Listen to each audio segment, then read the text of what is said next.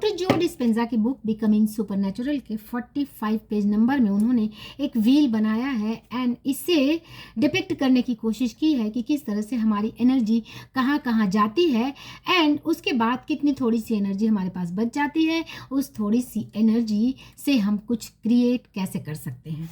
तो सबसे पहले हमारा पास्ट में बहुत सारी चीज़ें ऐसी होती हैं जिन पर हमारा ध्यान जाता है, और अगर कुछ ऐसा पास्ट में हुआ है जिससे जो आपको नेगेटिविटी दे रहा है, फिर तो ये आपकी बहुत सारी एनर्जी को कंज्यूम कर लेता है। फ्यूचर, कल क्या होगा इसके बारे में हम वरी करके एनर्जी को कंज्यूम कर लेते हैं। प्रॉब्लम्स, लाइफ में कुछ ना कुछ प्रॉब्लम्स को हम फेस करते हैं, उस पर हमारी एनर्जी जाती है। इलनेस, कुछ ना कुछ इलनेस आ जाती है, उस पर हमारी एनर्जी जाती है।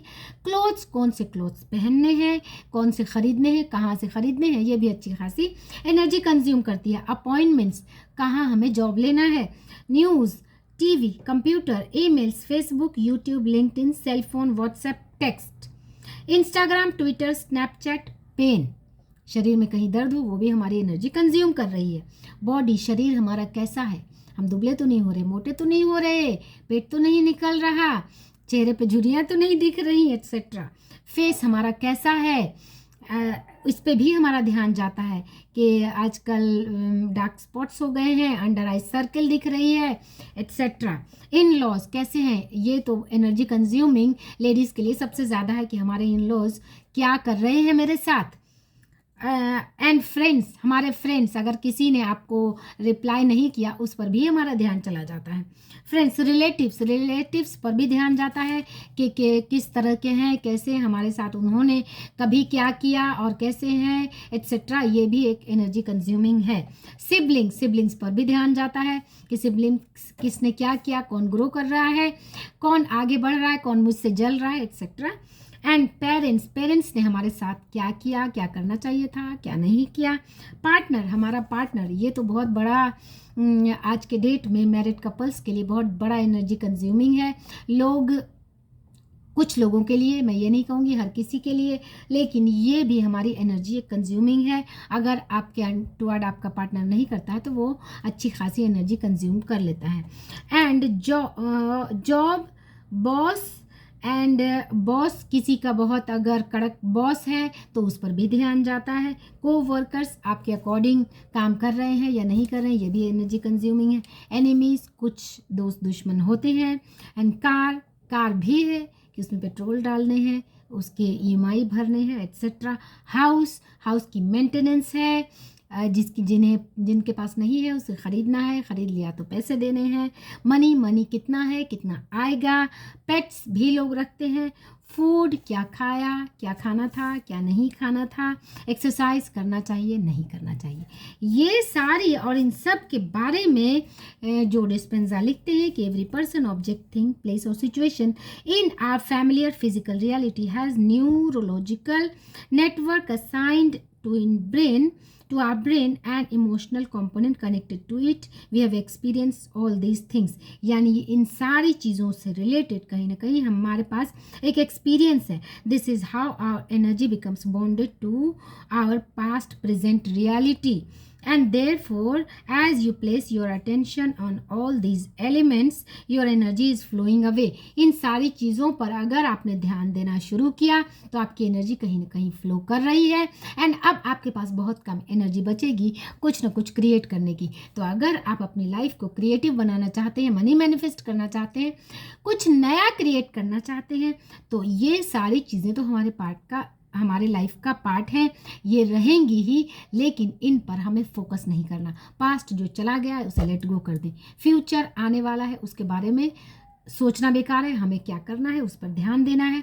क्लोथ्स को हम मैनेज कर सकते हैं कि किस दिन क्या पहनना है, ये प्री डिसाइडेड। कुछ लोग क्या करते हैं कि हफ्ते भर के क्लोथ्स डिसाइडेड कर लेते हैं एंड कुछ लोग कस्टमाइज रखते हैं कि इस कलर के कपड़े ही पहनेंगे।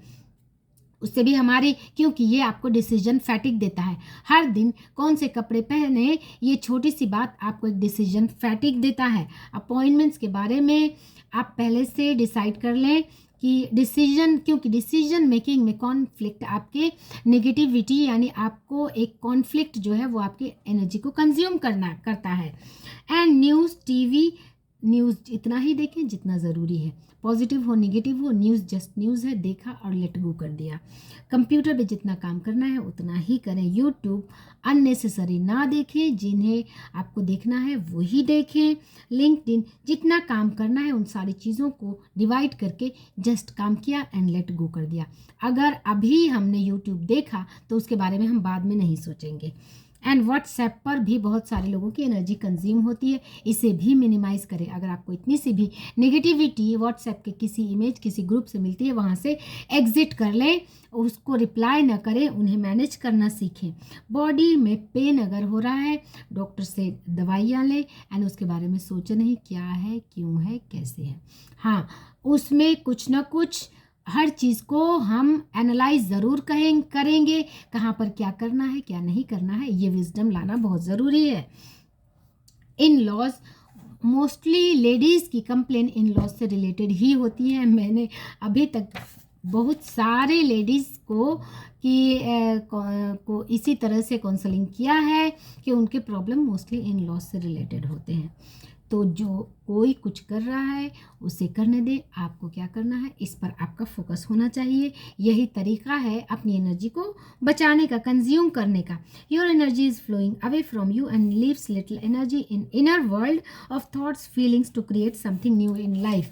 यानी कि हम अपनी लाइफ में अगर कुछ नया क्रिएट करना चाहते हैं तो ये सारे जो व्हील बने हुए हैं इसे मैं एनलार्ज करके वीडियो में लगा दूंगी। आप इस पूरे व्हील पर गौर करें और इस व्हील में किस एरिया में हम मिनिमलिस्टिक एनर्जी को सेंड करें यानी कि रिलीज करें यानी कंज्यूम करें, इस पर हमें काम करना चाहिए। हम बिल्कुल भी नलीफाई नहीं कर सकते क्योंकि हमारे पास फ्रेंड्स हैं, रिलेटिव्स हैं, सेलफोन है, पास्ट है, फ्यूचर है, ये सारी चीज़ों से हम घिरे हुए हैं, तो इसे बिल्कुल भी छोड़ नहीं सकते।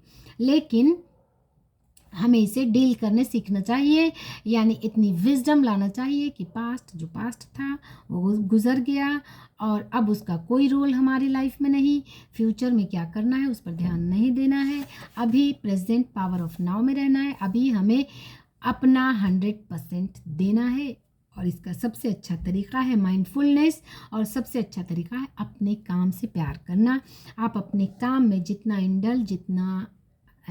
इनग्रोस्ड रहेंगे, आप देखेंगे कि ना आपको पास्ट की फ़िक्र होगी, ना कोई रिलेटिव्स क्या सोच रहा है उसकी फ़िक्र होगी, और ना ही फ्यूचर क्या होगा उसकी वरी होगी।